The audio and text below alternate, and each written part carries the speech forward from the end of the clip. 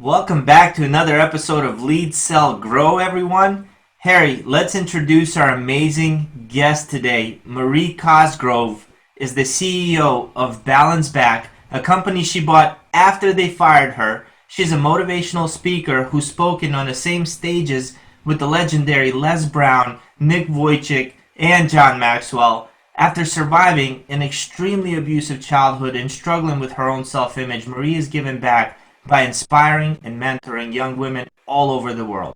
She's a coach, speaker, mentor, CEO, mother, and an amazing inspiration to all who know her. Welcome to the show, Marie. How are you today?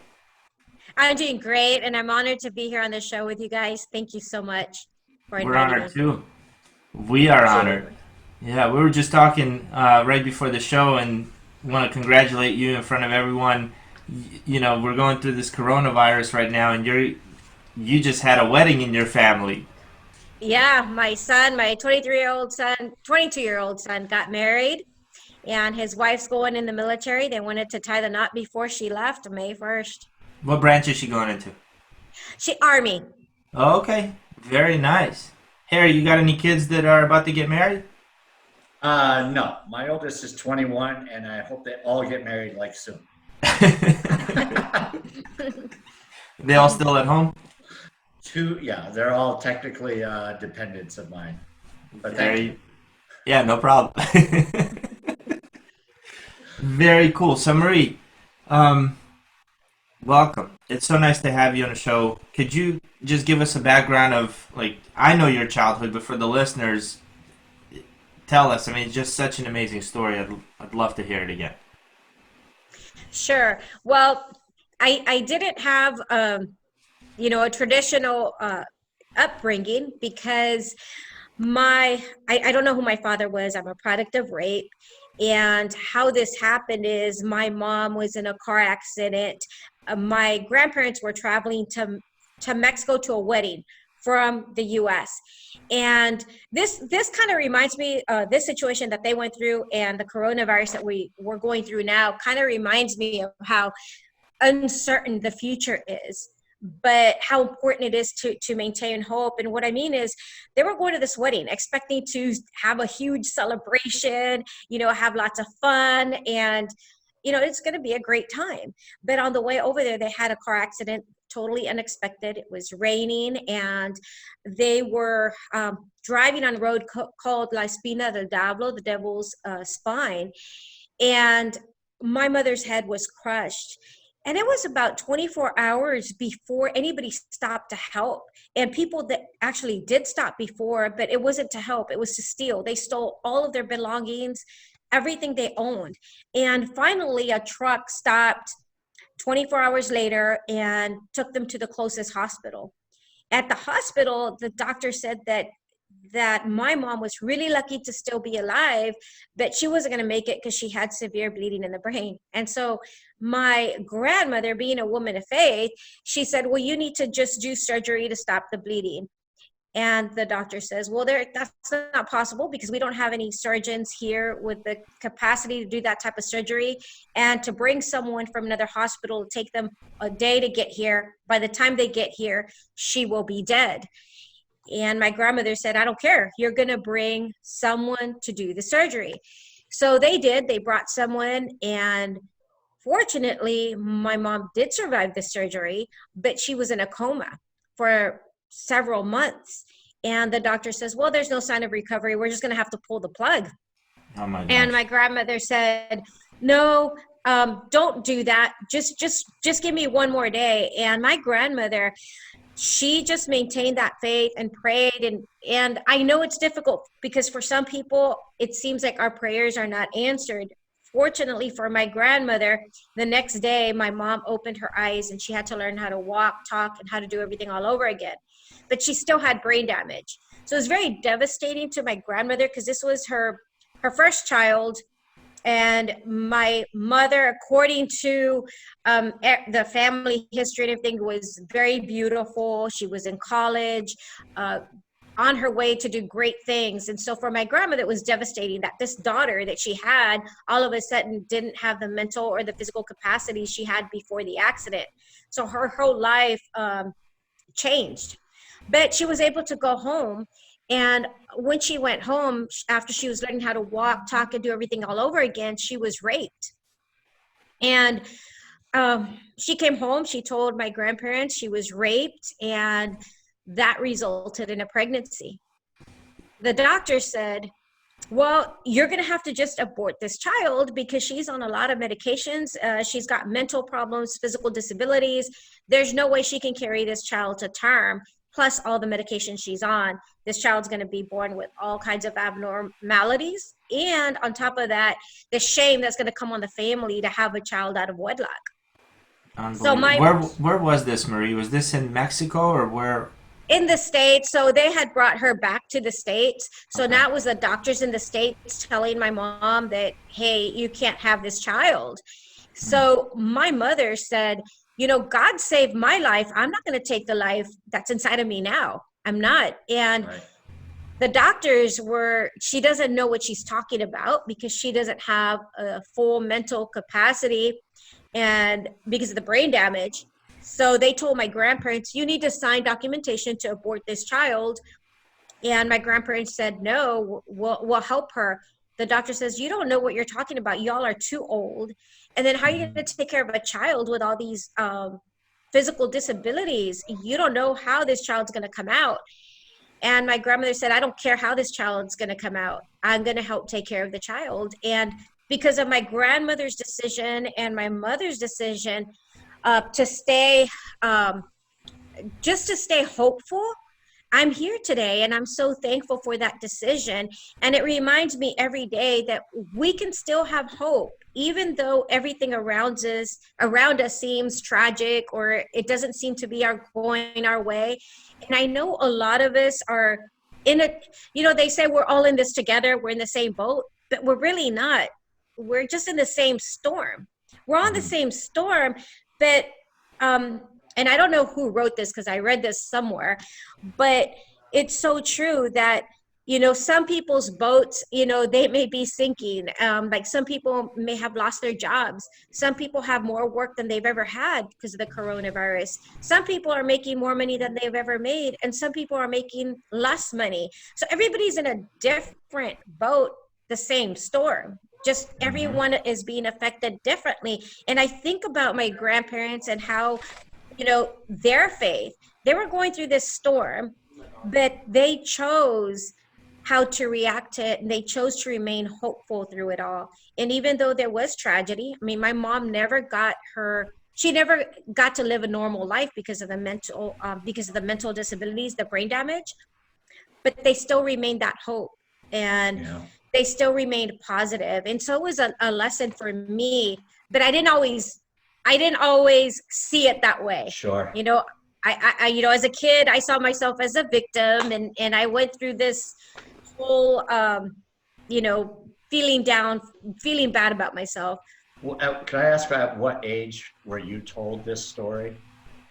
So I heard it pretty much from the day I was born. I mean, I don't know the exact time because my grandmother had a beauty salon. So she would take me to work with her, and I heard it all the time. So I grew up hearing the story about the rape part that really didn't sink in, or I really didn't understand that till I was about 8 or 9, because my mother had gotten married. And she was married when I was born. So I thought that was my dad. Right. Yeah. And I didn't really get it until I was around 8 or 9. And this lady walked into my grandmother's beauty salon, and she gave me her number, and she said, and I've not shared this anywhere, like only like close friends. So I've not shared this publicly. Gave her gave me a phone number, and she said, I'm your grandmother. Well, at that time, I thought all old ladies were my grandma. Like, I just thought every old lady came into the salon. Abuelita. Yeah, abuelita. I was like, abuela. So it didn't sink in. And then my grandmother told me, well, he's not your father. His name was George Cholik. He was Czechoslovakian. And and I didn't understand. And I think as I got older, then I began to comprehend and understand. Sure. And then I actually called that number when I was around 13 years old. I called and he answered and he said, God forgave me for what I've done. Don't call again. Oh my goodness. Wow. So Yeah. he knew, How did that and make you feel? very sad, very sad. It hurt because and I told some family members, and they said, you shouldn't feel bad because you're blessed that you have a family and he doesn't deserve you. But the psychology of it, I think kids, they always long for that mother, father. They want to know who Sure. their dad is. And I don't think I comprehended the rape part. I didn't comprehend that until I was a lot older. But I still, like, even today, like, I'm curious, what does he look like, and Right. I do know from her that he has a family. I might have half brothers and sisters somewhere out there. I don't know where, but it's just always been a curious thing for Yeah. me. How has that whole experience, which is absolutely amazing to hear for the first time, how has that motivated you from there when you were going through your high school years? Because this brings you like to the age of 13 or so. Hmm. And you had obviously a very unique background. And high school is tough enough on kids in general. So was this like a big motivating thing for you, or was it like something that just kind of held you back, or that you were bummed out about, or During that time, it was really hard because I got very close to George Cholik, who was my stepdad, but I thought he was my real dad. And he didn't treat me like a stepchild, yeah, treated me like a bonus child. He was just so good to me. He actually had a band called Country Rollin', and it was a very successful band back in the day in Texas. And he actually made a couple of albums, and he played steel guitar, country music. So I was so close to him, and right around that time, like soon after, he ended his life. He oh committed boy, suicide, and I saw that, and it was just devastating to me because I'll never forget that day. I was with my grandmother, and I'm so sorry. If you want me to not talk about this, I won't. But No, no, this okay, absolutely. this This because is it all might be about, there's so many lessons in here. It's just amazing. So yeah, it might be hard for some to hear, but I was with my grandmother. It was a Sunday afternoon, and my grandmother said, we've got to go something. We got to go visit your dad, and we're going to his apartment to go visit him. And when we got there, I just knew, I don't know, on the drive over there, I felt inside something was wrong, like something was horribly wrong. And when when we got there, there was a lot of police and there was a yellow tape. And I just ran like really fast, and the police tried to hold me back, but they just couldn't hold me back. And I'll never forget that he was hanging from the ceiling, and it was just hard. It was so traumatizing for me that my grandmother couldn't stop me from crying. sure, And so she took me to the priest. And what's so weird about this is he connected us to some doctor, and they prescribed Valium. And I never took it. I would spit it out. And I'm so thankful that I never took it because it's very addictive, yeah, very addictive. And I never took it. And I just kind of, I went through a major depression, and I couldn't snap out of it. Because I didn't understand why he would do such a thing. It didn't make sense to me. And I couldn't comprehend it. And I blamed my mom for it. I blamed everybody for it. And I just went through a major depression, and the counselor suggested that I skip school for an entire year. So I didn't go to ninth grade. I didn't finish my ninth grade year, and I graduated a year later. But that really impacted me in in a significant way. right. I can't imagine. wow. Yeah. So yeah, thank you for sharing that. I mean, so the whole idea of where people get their drive in life right? You obviously have massive drive and where you have, and not that you have ended up there yet because you're still traveling. And I mean, I just love the expression that you just said. I think it was just before we started, and you said something about every day I'm growing. Right. So Yeah. I just love that. So when you look back at your youth, and we all look back and say, boy, I wish I did this different and I could have done that or whatever. But yet you have looked back and obviously have incredible lessons that you've learned that have put you in this place in life where you are today. But yet you still feel like you're growing. So can you explain a little bit about that? Yeah, I believe that we never stop growing. And this is a lesson I learned from my grandfather. My grandfather was a barber, so he had his barber shop right next to my grandma's beauty salon.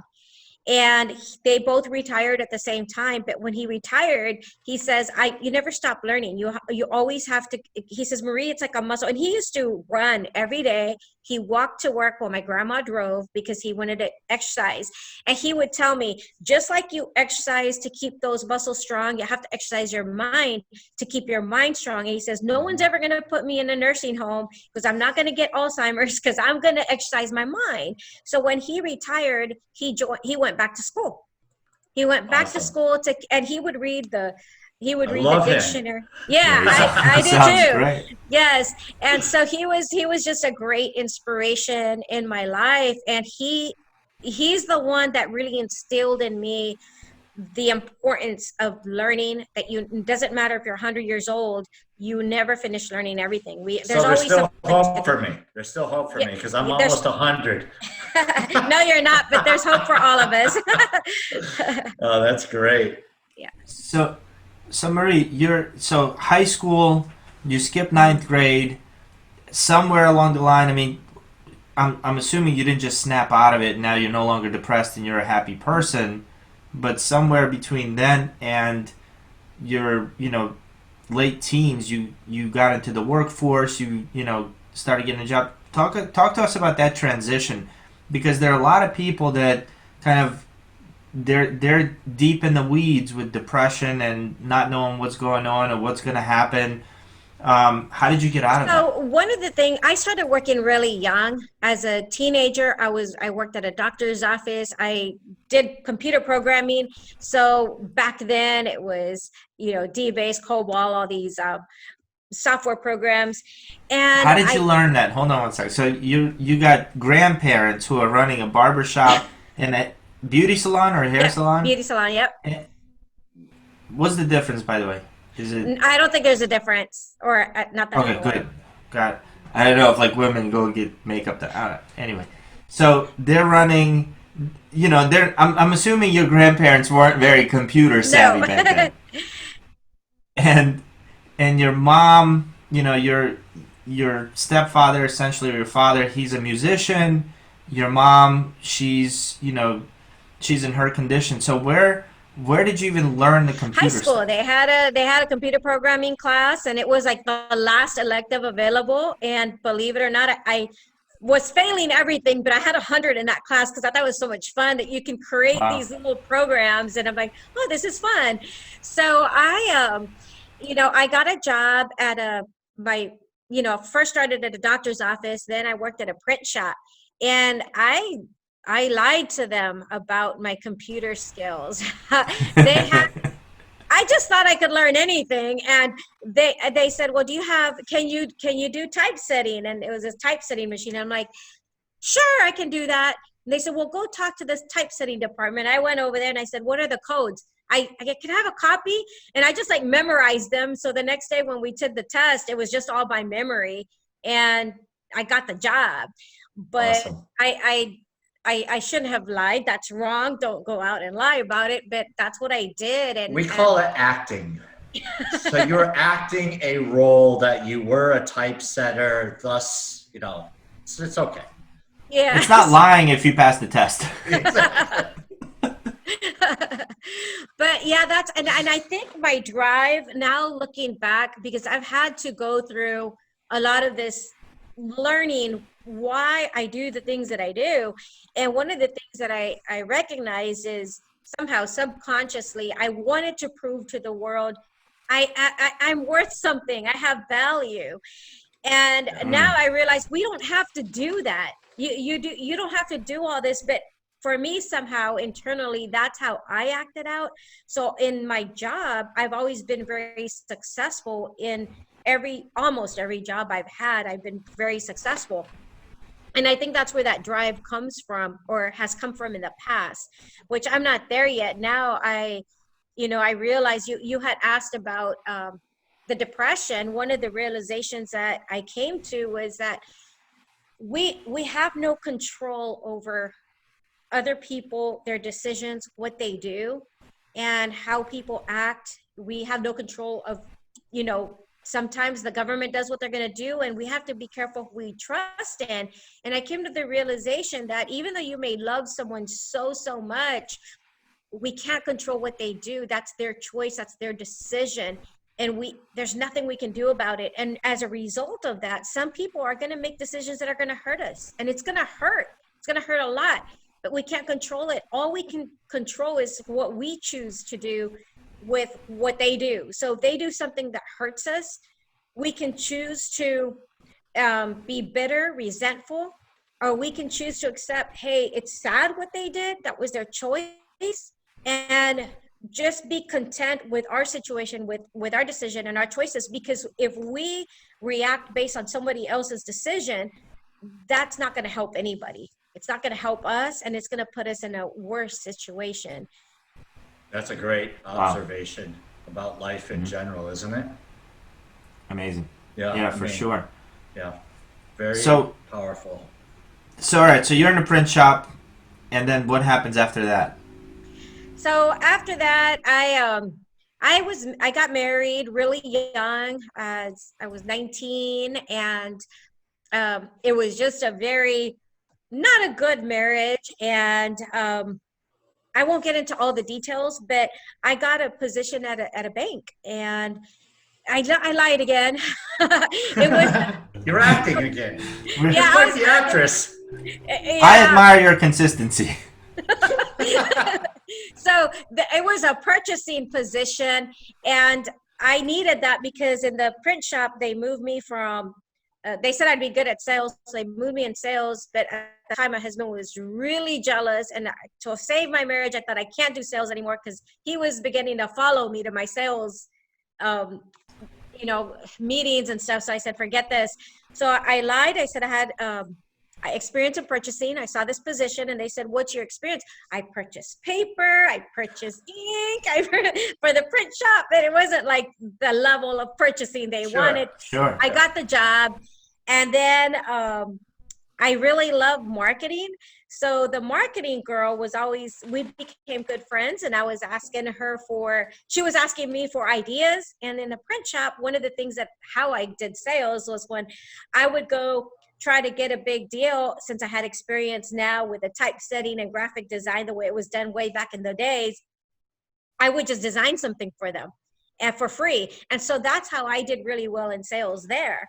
And that was hard to come by back then. Like, it's not like Adobe Photoshop or whatever was very it was easy. all coding. Like a box, you had to multiply by a certain thing, and then, all these codes. Oh my goodness. And you couldn't see what it looked like until it printed, and the photographic paper was so expensive, so you couldn't make mistakes.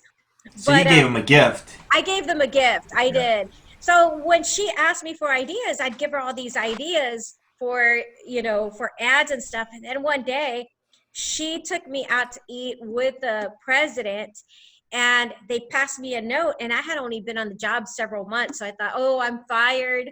Oh my goodness. Cause I thought it was a note saying you're fired. So I opened it. They said, do you want to be the marketing director? And I looked at her, and I'm like, but you're the marketing director. And she says, but you're better at it. And I go, but you got a marketing degree. I don't. She goes, but I don't have ideas. You do. And I'll take the purchasing position. So we Oh my goodness. swapped. And then I was in charge of marketing for 7 different locations. We grew from like several locations to 7 by the time I left. And the reason I left there was because they were bought out by a bigger bank.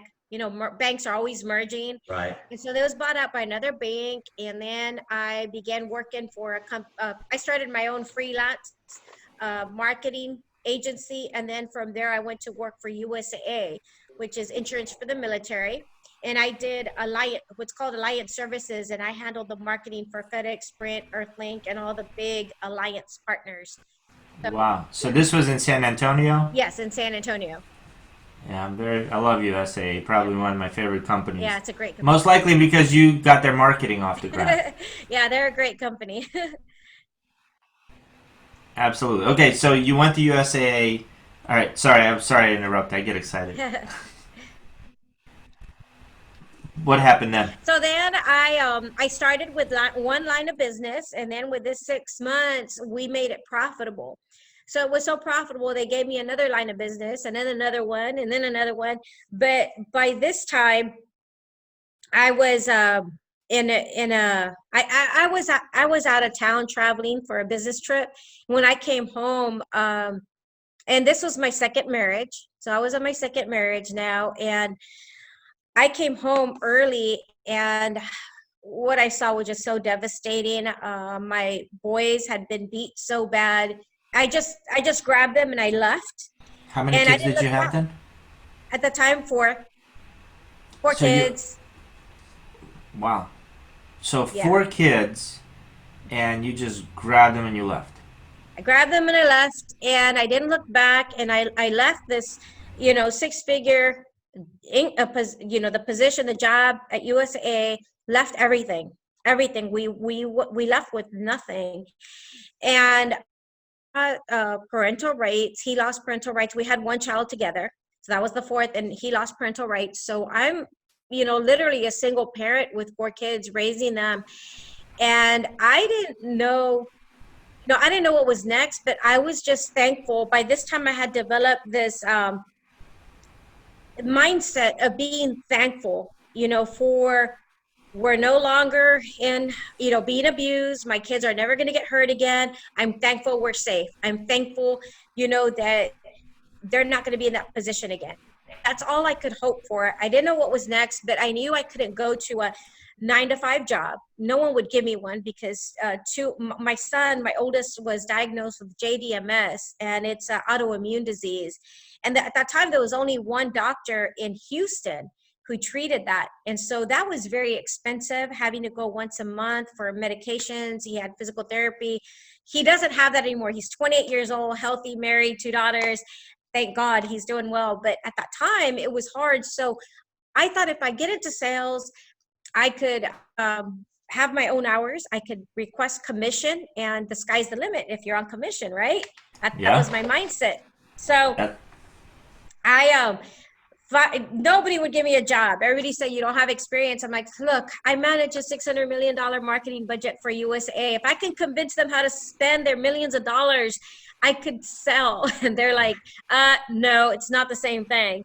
So finally, I convinced a company to give me an opportunity if I paid my own way for training. So I went to training, got 100 on all the tests, and I was excited because I'm like, yes, I'm in.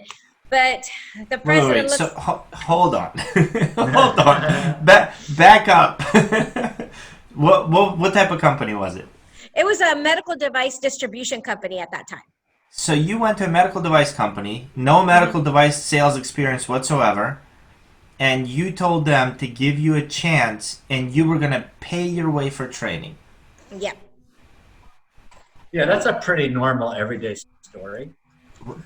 What would you do if somebody came to you and said, I'll pay for my own training, Harry, will you hire me? I would hire them. I mean, if they Wow. were that much of a go-getter, absolutely. They didn't want to hire me, though. No, they're nuts, but you stuck with them, right? I did, because after the training, they were like, some of you, even though you did well, you're not going to make it because you don't have experience.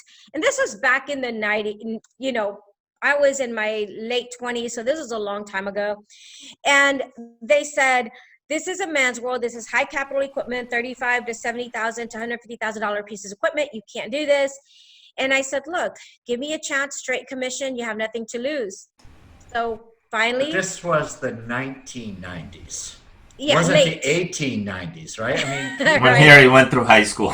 right, exactly. I'm just thinking, it's like, what kind of company is back in the 90s is saying this is a man's world?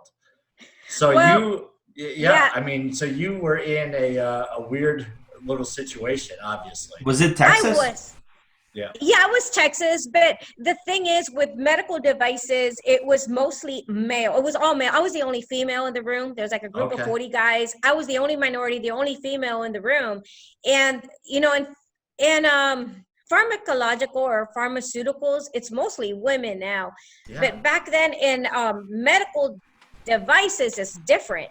Okay. So that's the way it was back then. And even today, you mostly have men doing the high-end $1 million Yeah. pieces of equipment. It's mostly men, but things have changed a lot. There's a lot of women doing Yeah. it now. You were groundbreaking.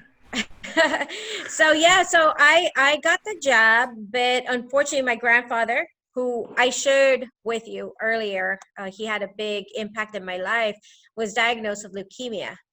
So I knew I had 30 days, but I didn't know how much time he had left. So I spent every day by his bedside, and 3 weeks later, he passed away.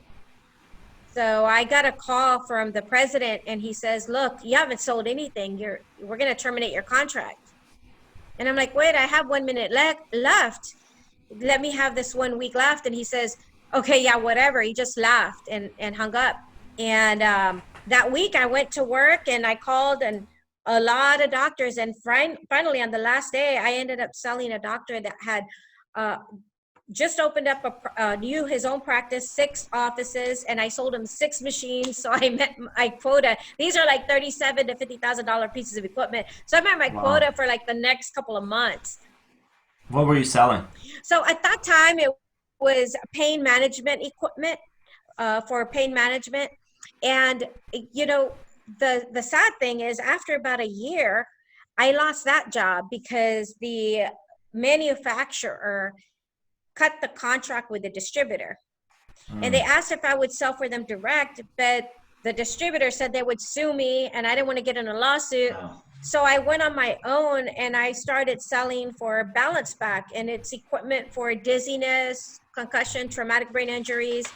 And I went through the same thing, you know, experience. And when they saw that I had a track record, they gave me an opportunity. So it wasn't quite as hard. But I became the #1 national sales representative for that company as well. I did really well. But then one day I get called, and I remember the day because I had just done Baylor University and University of Texas, and I was at a restaurant. The VP was coming down to see me. So I thought I'm getting a promotion or something big's happening because I just did some huge sales. Sure. And they said, "We're really proud of you. We're proud of what you're doing. You're doing so well, and we want to offer you a position." So I'm thinking like VP or maybe stock options, something big, right? He hands me a sheet of paper and I look at it, and what he was offering me was what I was making in a month, what they wanted to pay me in a year. And I was like, goodness. Oh, wow. I can't do this. Yeah, I can't accept this. I'll stay on the pay structure I'm on. Thank you very much. And they're like, "Well, if you don't accept it, you either accept it or you're fired." Oh my goodness. What? And yeah, and so I went from making a really good income to making nothing. And here I'm a single mom, not knowing what's coming next. So like, you know, one day I'm really happy. I'm a sales rep. I'm content being a sales rep. I'm content with the way things are going, and boom, the next day everything's just taken right under me. So you never know what's going to happen. Right. Yes, this has been a theme, hasn't it? Wow. Yeah. Kind of like people are going through right now, actually, going through this Yeah. COVID, right? I mean, similar. So, wow. Sorry, Marie. So, okay, where'd you go after? So I'm assuming that you didn't take the position. No, I couldn't because there was no way I could afford. I'd go bankrupt because what they didn't understand is I was paying my own marketing, I was paying my own travel, and in order for me to make a sale, say in New York City, I had to travel with 4 kids. I had to travel with a nanny, and that's expensive. Can you And imagine? so I couldn't make those sales, and I would have to, and I sold all over the US. So there's just no way I could afford, I'd go bankrupt, if I accepted what they were offering. So I couldn't, I just couldn't afford it. Knowing what you know now, right? And you're growing every single day, and since that point, that Marie's a whole different woman today. Why do you think they did that? Greed, they thought, that's what they told me. They said, you're not an engineer, you're not a doctor, you shouldn't be making that kind of money. Hey, we're doctors, we built this company, so we can do it without you. The only reason they buy from you is because it's a good product. They don't buy for you for any other reason. Oh And my we can gosh. just sell direct. So that's what they thought. They thought they were going to save a lot of money without having to pay me the big commission checks. Got it. Yeah, you introduced the product to the market. It had some familiarity, probably got some traction going, and they thought, yeah, it has nothing to do with Marie. It's just our awesome product. Hmm. Okay, so what happens then? Where Um, did you go? well, I could have remained bitter, and I think of the lessons my grandfather taught me about forgiveness. And forgiveness doesn't mean it doesn't hurt, because it hurt. It hurt so much. I mean, I was devastated. But my grandfather told me, you don't do tit for tat. Revenge, he always told me revenge is the Lord's. Don't try to seek your own revenge. Leave it alone. So as much as I wanted to, I didn't. I just had to figure something else out. And I thought, well, I'm good at sales. I've done this before. I'll go find someone else to sell for. And I found a couple of companies to sell for, which I did. But in the process, I had developed wonderful relationships with clinicians. As I'm sharing with them what happened to me, he says, we need this product. Can you find it for us? It didn't exist. So we created a product, and I started a new company, and I got FDA clearance. And within 2 years, the company that fired me called me, and they said, hey, we heard your success. You're doing so well. Do you want to invest in our company? And I think back, and I think, if I was bitter, Yeah. people told me, why don't you sue them? Why don't you do this? If I would have done that, I would have never had that opportunity. They would have never Uh-huh. called me.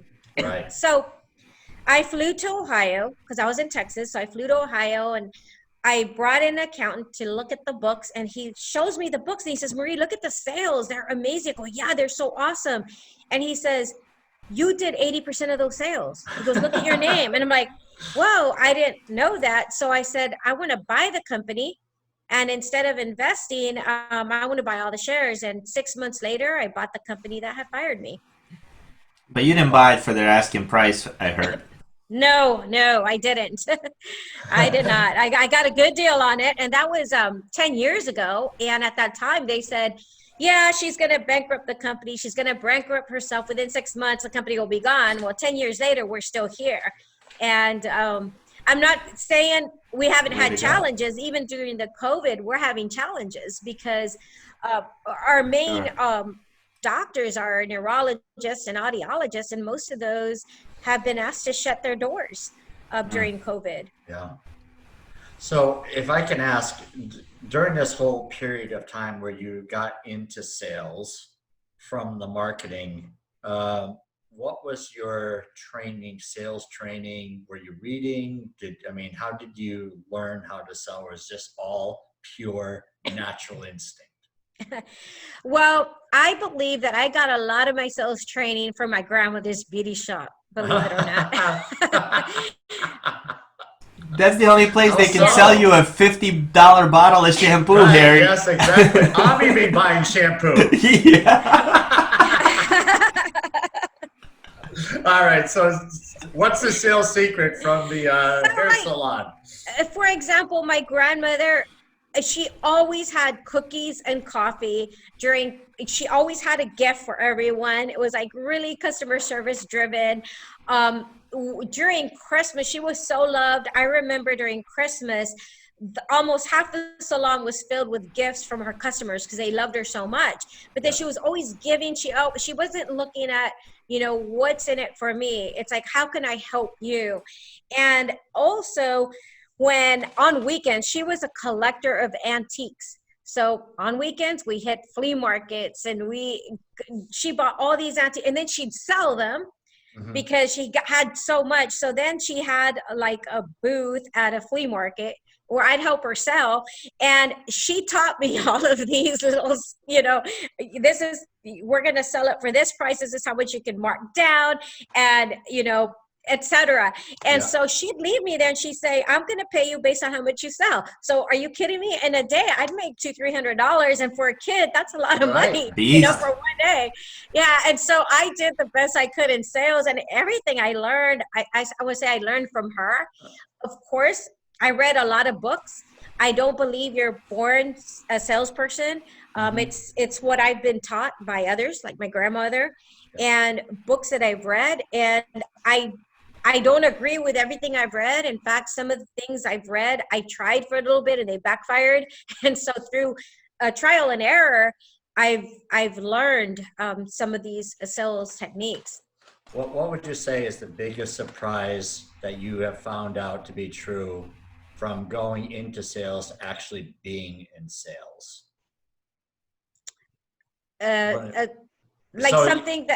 Something that really surprised you once you were in sales and became successful compared to whatever you might have thought sales was like prior to getting into it. Okay.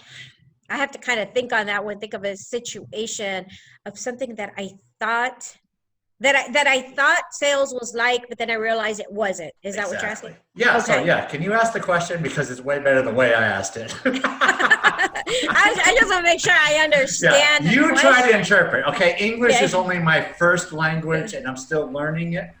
But if you, so it's all about. But see what Marie just did right there, right? I mean, how many sales reps would just jump in, answering, not really understanding that? She's like, hold on. Yeah, let me understand. Let me ask your question better than you just asked your question, Harry. So I don't know that I can think of a specific situation, but I'll share one with you. And I know if there's sales experts, I don't mean to be offensive, but I took a course on NLP, and I heard from a sales rep, this works. This is amazing. You got to take this course. So I took the course, got the, did the whole thing, bought all the books, the CDs, the cassettes, immersed myself in it. And I was already successful in sales when I learned this. And so I tried it out, and it just totally backfired on me. And then I realized, oh my goodness, it's for me, it was manipulation tactics. We don't have to manipulate. You don't have to speak someone's exact language. You need to understand where their heart is. What are their needs? And if you're sincere and you're honest, not in yourself or what you're trying to gain, because if you're always looking at what you're trying to gain, you're not going to be successful. You may be for the short while. Maybe NLP might help you for the short while. But I've been in medical for 25 years now, and I still have customers that call me and say, Marie, should I buy this device? Can you research it for me? Because they trust me. Right. And I have been in it long enough to see sales reps come and go, and they have to go sell something different. They have to go work for someone else because they've burned their bridges. Yeah. They did a good job selling, but their reputation, they lied to make the sale, and then it came out later on, or they used manipulation tactics, and that never helps. And so I stay clear away from NLP or any type of manipulation tactics. And there's one of the most powerful lessons that I learned was from an older man. He was so amazing. He was in sales. He's passed away now, but he was selling way back in the day. I don't know, in the 50s, 40s, maybe, bras. Like men used to go to house way back in the day to sell bras. It's the weirdest thing. Is it the Van Lay company? So, he was like, he became the That's top, the bro, Harry. He became the top rep in the country selling bras. This is weird. That is weird. Yeah. Ma'am, I need you to try this on. All right. So after that, he started selling. I don't remember exactly what he sold, but he was $1 million producer. He would make over $1 million a year in In the sales. 50s. Yeah, this is Wow. like way back, and maybe longer than that, because this was when I met him. I was like 31 and he was already in his 80s. Okay, so Yeah. who knows when, it was way back. Yeah. And he became a really good friend of mine, and he taught me this. He says, I never ever counted my commission check. I never knew how much I was going to get. I didn't care. I didn't look at that. And he said, don't ever look at your commission check about that. The money will come if you do the right thing. And then one of the things, so I started testing this. So I would be out with sales reps and they'd be writing down, I'm going to make this much commission. This is how much I'm going to make. And I'm going to close this doctor and I'm going to make 30% or whatever the commission was at the time. Yeah. And they never made it. And they'd be just so disappointed, be angry. Right. They'd be furious.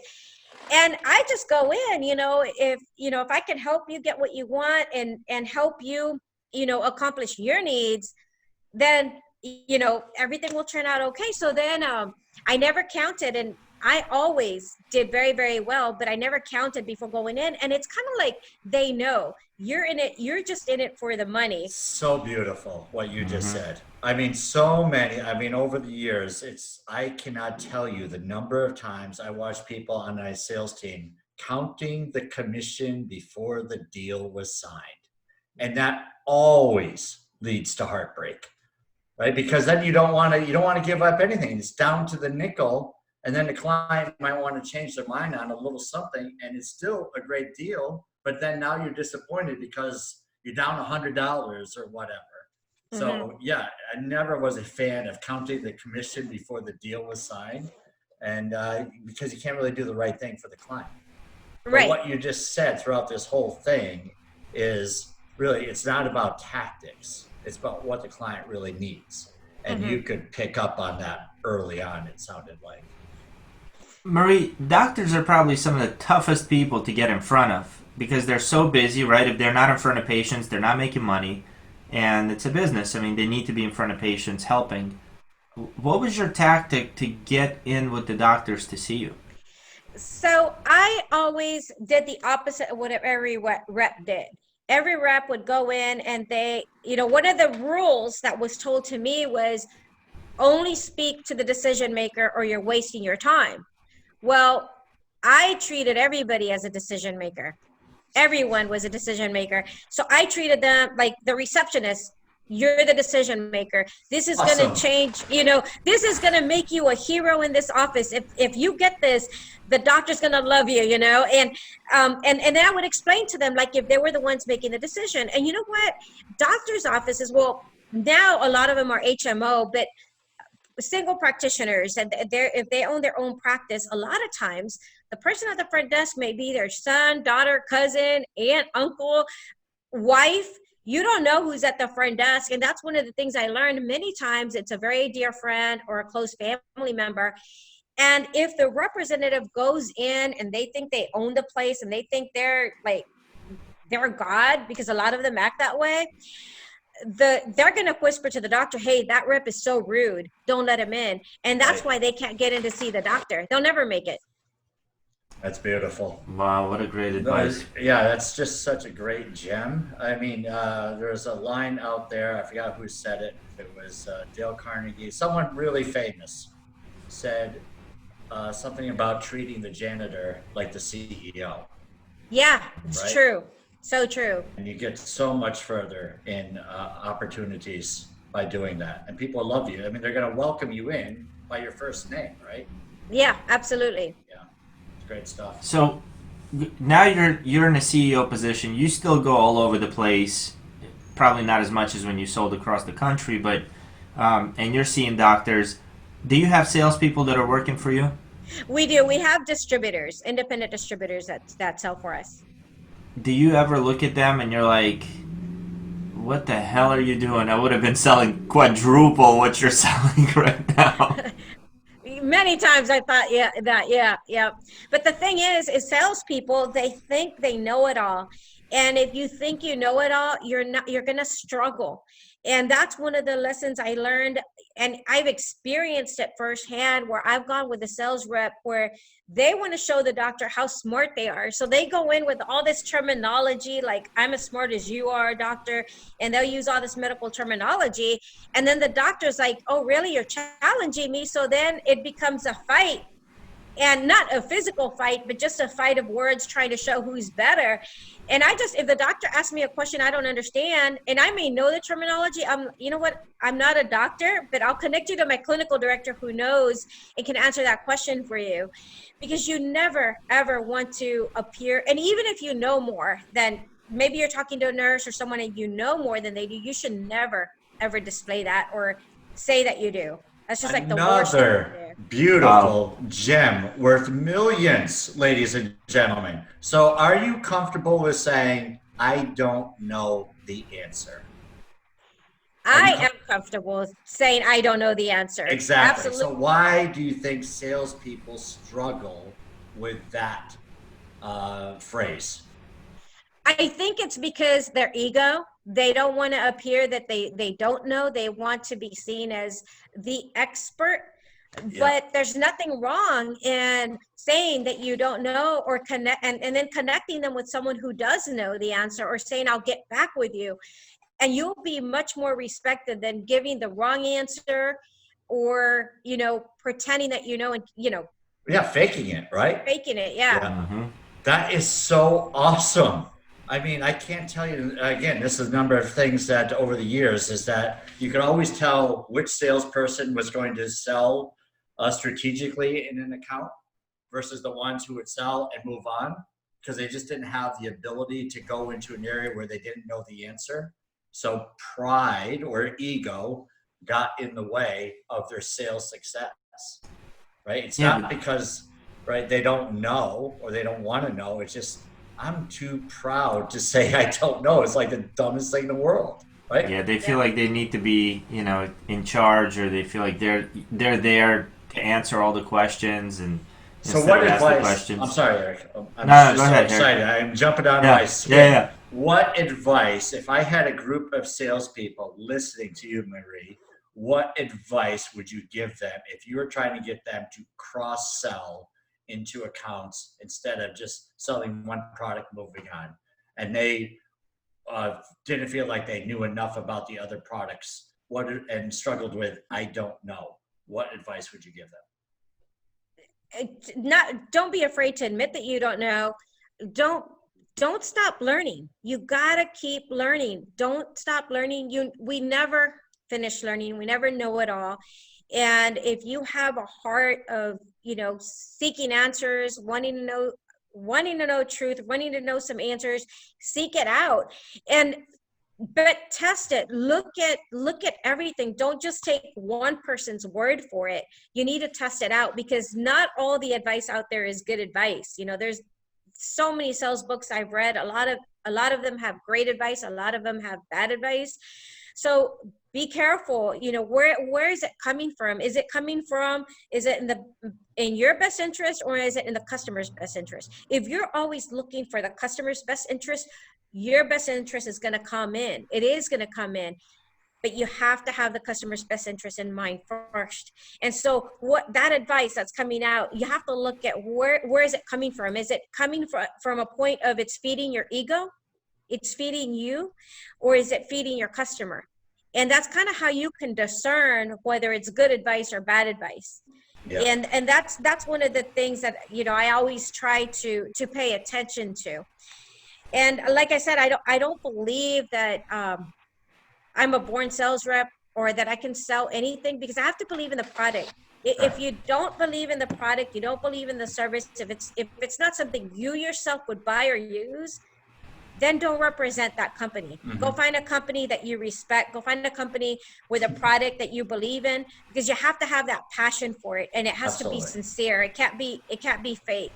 Yeah, I totally agree. And it's like, if you're bringing credibility to the company, like if you are the credibility for the company, then you need to go elsewhere, right? Because you have to have someone behind you that's also credible, right? But this idea of saying, I don't know is really priceless. And I'm willing to bet that people saw that in you when you were new and, going into places that you probably never dreamt about going into and having conversations with, you mentioned University of Texas and Baylor. I mean, these are pretty big accounts, ladies and gentlemen. And you're a person that freely admits that you didn't have all the answers. I'm willing to bet that was a huge reason for your success. It's just Yeah, I that believe so. humility. Yeah, and being willing to You find agree? out. Yeah. Yeah. Marie, Stuff. so I mean, you're pretty successful. You've been doing this for 25 years. You've had this company now for what, 10, a little over 10? 10 years.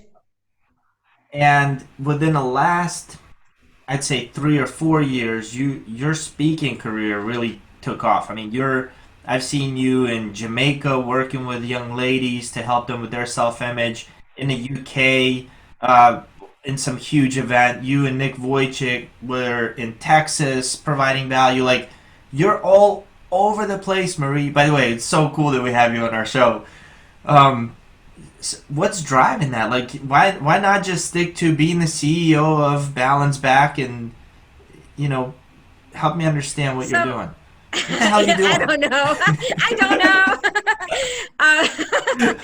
So I never sought out to be a speaker. It sort of happened because, when I joined John Maxwell team, I wanted to get that leadership because here I'm like, what am I doing leading this company? I don't know anything, And so I wanted to get this leadership stuff down packed. And I think it was Joyce Diaz was like, Marie, how did you become CEO of this company? So I told her I got fired about the company, blah, blah, because you need to share that on stage. And I was like, okay, a year passes. Why haven't you done it? Like, okay, I'll do it. So then I signed up to speak on stage, and I had this dream. And in my dream, God's like, that's not your story. This is your story. And it's the story I shared earlier about my mom and my birth. And so before I know it, I'm sharing that story in front of 5,000 people because it was the largest event they ever had during an IMC. And were you there, Eric, or you missed it? I wasn't at the event, but I saw the video. Oh, you saw the video. Okay. Mhm. So there was like You rocked it, by the way. Thank That's you. awesome. Yeah. I was you know how they say your knees are knocking? It's the first time I felt my knees knocking. I can tell. I mean, you own that stage, and that's the first time I heard your story. Rock star.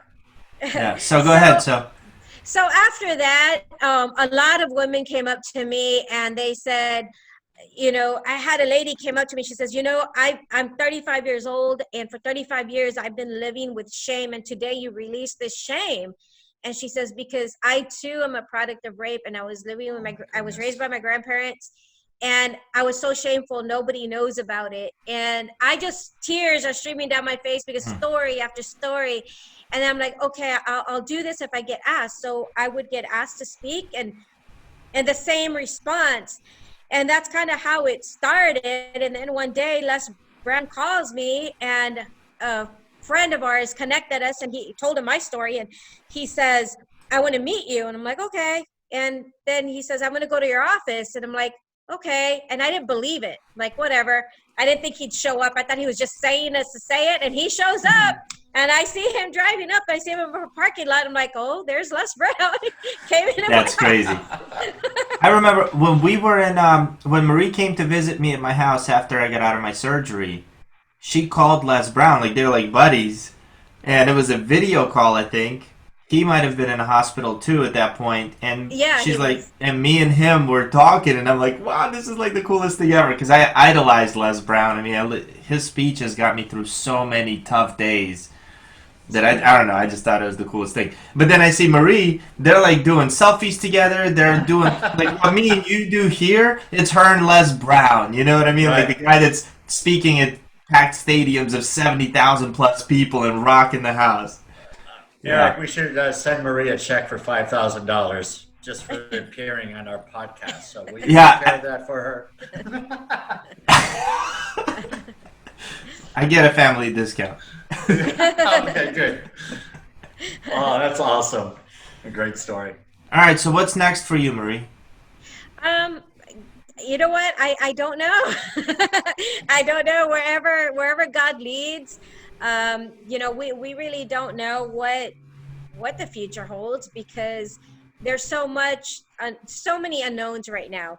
In we've got people saying that this COVID's going to be worse in the fall, Mm-hmm. and you've got politicians that want to keep the shutdown for months on end with no ending in sight, and then there's politicians that want to open it up right away.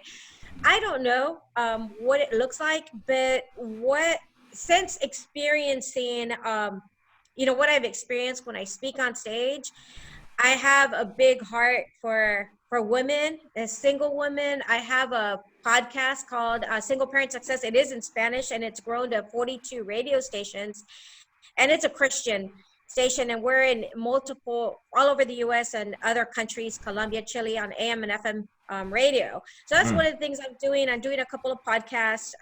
It's awesome. God's Girls, His Wisdom. I'm doing several things to help others. So any way that I can reach out to struggling single parents, that's really where my heart is. And so I'm just looking to wherever I can serve, and that's pretty much it. That is a great answer. Yeah. Yeah. Wow. Ladies, that's awesome. Yeah. What I always ask this: what legacy do you want to leave behind? Legacy. Well, for me right now at this time in my life, having, raised four that are now adult children by myself, I have a heart for families, and my desire is to somehow put a little dent into how can we reconcile families together so that we stop this breakdown of family. I always wanted a perfect family because I didn't have a dad, my mom's situation, and I didn't get that, because of the mistakes I've made, choices I've made with relationships. I didn't get that. And now for my faith is really a big part of my life. It's hard. And I know this is a business podcast, so I'm sorry. No, this is all good. This is business. This is a human experience podcast. Exactly. This is That's being true. human. So the human experience, yes. We wouldn't be authentic if we didn't let you talk about your faith or anything that's really driving you. So please. And we love it. So yeah, continue. Thank you. So my faith is a big part of my life now. And the way I see it, I just see that in order to have a solid, I guess in order to see culture thrive and societies thrive, you need to have intact families. Mother, father, children being raised together by intact families. And I see the breakdown of families. So that's why I have this radio show. That's why I'm doing these podcasts, because I see the effects that it's had on my children, and I see the effects it's had on my life, just the way I was raised. I'm thankful I had my grandparents there for me, but not everybody has that. Not everybody has, grandparents or aunts and uncles that can help raise the child. So my big heart is, if I can, and even if it's in my own family, I have 3 children that are married. If I can just make sure their marriage is solid and it's strong, and it's until death do us part, so that those kids can grow up, with a healthy mother and father. So that's pretty much the legacy I want to leave. And that's where my heart is at this time. So based on what you said, right? Because I don't share this too often, and I don't remember my childhood well, but my mom was also married 3 times, pretty much raised us on her own. And I remember, I had to be 2 or 3, but I would remember waking up and I would hear either my dad beating her because he was drunk, screaming, everything thrown around. Like, you went through that with I can't remember, I think it was your second husband who was abusive to your children while you were gone. Do you recommend that families stay together in that situation? Because I really commend you for what you did. That was brave, and I mean, I don't know the whole story, but it sounds like your kids were raised better with you, with love around them, than if they would have seen an abusive guy in their life. I absolutely do not recommend in that situation. That's dangerous. And if you're in a situation where there's abuse going on, you need to get out. You need to get to safety. And absolutely, you need to stay away from that person.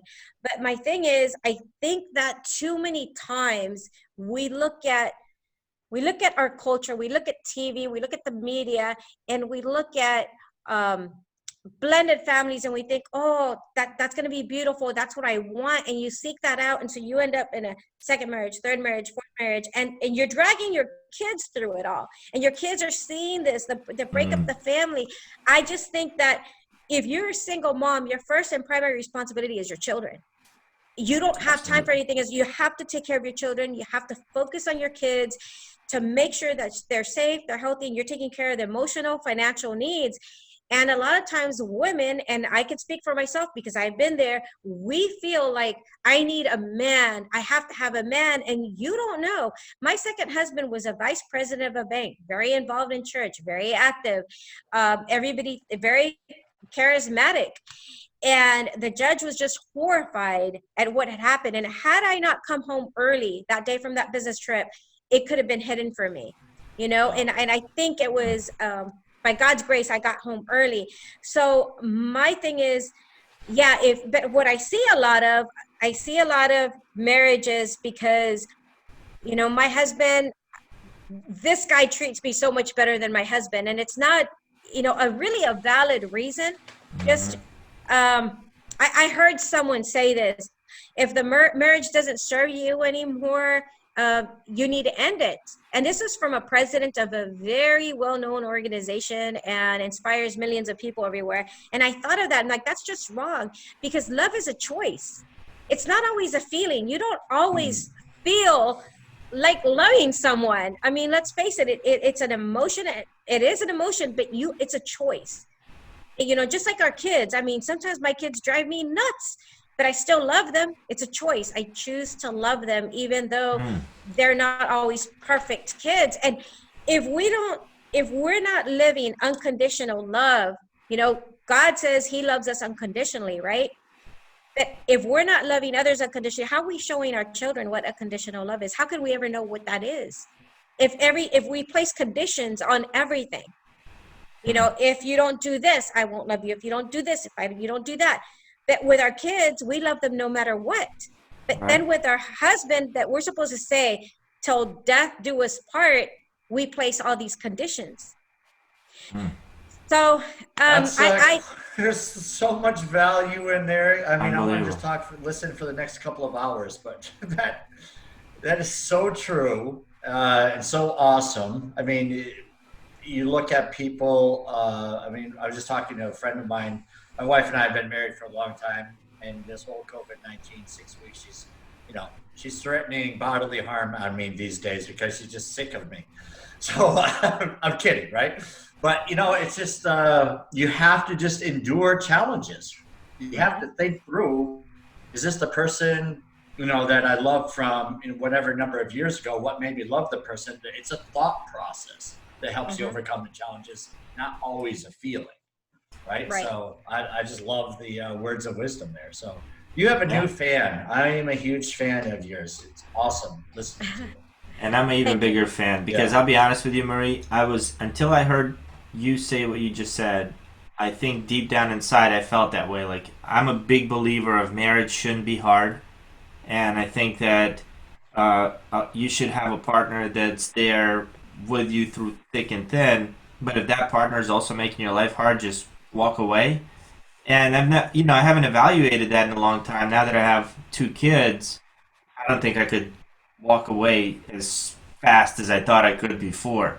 So you've changed my mind, and you're a tremendous inspiration, Marie. We're so glad that you spent time with us today. I can't wait for this thing to air. Anything you got to say, Harry? Before we no, again, I don't want to take away from the excitement and all the great things that Marie said, but the wonderful things that you said about sales, about being yourself, about being honest, not being afraid of saying, I don't have the answer, or I don't know. Your willingness to just get past what other traditional beliefs are in sales and just be yourself. is huge. Your go get 'em attitude. You know, you called it making little lies. I refer to it as acting, but you know, your back was against the wall and you needed an opportunity and you made the best of it. And I think everything about that is commendable. And I'm just thrilled. I'm like Eric. I can't wait till others hear this.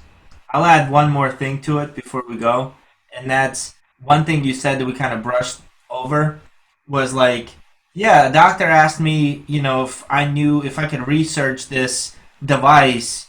We couldn't find anything on the market, so I just created it and had FDA approve it. like you brushed over it, like it's like, yeah, I went out and had lunch at Chipotle, and that was it. Like we can have a whole episode on that, and what I'm getting out of this is there's so many people out there, myself included, that we are victims, right? Oh my God, my daddy didn't love me. Oh my God, I got fired. I'm worthless. I suck. And you're like, it doesn't even phase you. Like it didn't even happen. Yeah, I got fired, and then I just went and started my own company, and then then I just created a medical device and made some money and went back and bought the company. Why wouldn't I do that? We definitely have to have you back on to hear a little more of the details. But that was a great overview. But yeah, there's just oh my gosh, yeah. It wasn't easy. It wasn't easy though. No, it's not. What does Les say about life being easy? Right? Yeah. All right, guys. Well, thank you for tuning in. Where are we finding Marie? Oh, yeah. Oh, my gosh. I almost forgot. Marie, Yeah. how do people get in touch with you? You can follow me on Facebook, Instagram, Marie Cosgrove. My website's mariecosgrove.com, which I'm updating. But I will soon have a bunch of resources on there because I'm going to start putting all of my radio shows that I've been doing since I've got a ton of episodes. I'll start putting them on there because people ask me, can I get the replay on this? Can I get the replay? So I'll start putting those on there. And just follow me on Facebook and Instagram. Fantastic. Yeah. Marie Cosgrove, and we'll put all those links in the show notes for you guys. It's an honor, Marie. We wish you the best in your future. And if you guys have not done so yet, please go to Facebook, join us in the B2B Sales Secrets group so we can have a more intimate conversation with you as well. Have a great day, everybody.